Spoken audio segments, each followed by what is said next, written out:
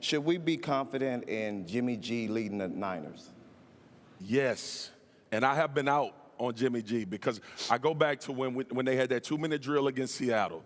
I couldn't get out of my mind that Jimmy G was afraid in that moment. But after that, and then you said it, I got to give you credit, George Kittle puts Jimmy G in a whole nother stratosphere.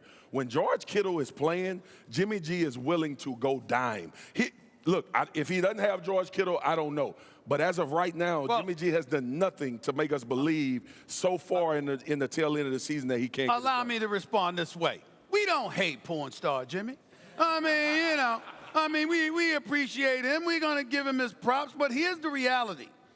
When you think about the San Francisco 49ers, like I've said on many occasions, you think about the defensive line, you think about their secondary, you think about the play calling of Kyle Shanahan, you think about George Kittle. There are 4 levels you go to just before you get to Jimmy G. Know who Jimmy G So when you think about Patrick Mahomes and Kansas City, I'm saying if they run across a team, this is what I want to see from Jimmy G, Max. I want to see him run across the team. And it was similar to what they happened in this New Orleans right here when they won like 48-46.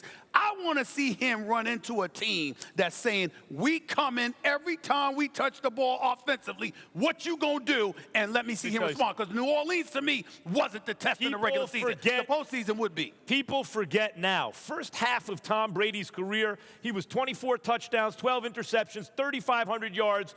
Great game manager under pressure. Got you in a position to kick a field goal to win the game in the playoffs.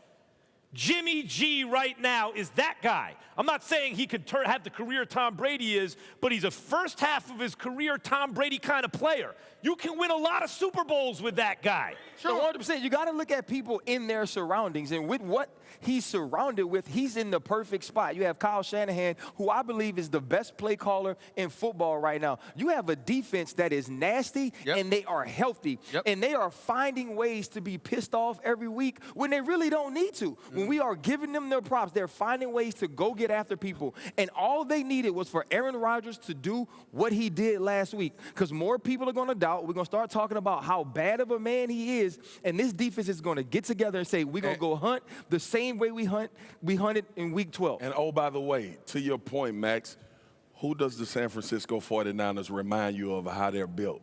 New England Patriots. Yeah, back in the day, We give Tom Brady a lot of credit, and we should, because Tom Brady is arguably the greatest ever. But if you look through that roster and see how many Hall of Famers was on that defense and doing things to get him into that position, we got to get those guys credit. But that is why we all should be praying. As much as we respect and appreciate what we have seen from the Tennessee Titans, we should all be praying that Patrick Mahomes and that Kansas City offense is going to go against these San Francisco 49ers. Because I think that's the only team that's got a shot against the 49ers. I think they're going to blitz Green Bay, and I think they blitz Tennessee. Can Tannehill get some love, by the way? No.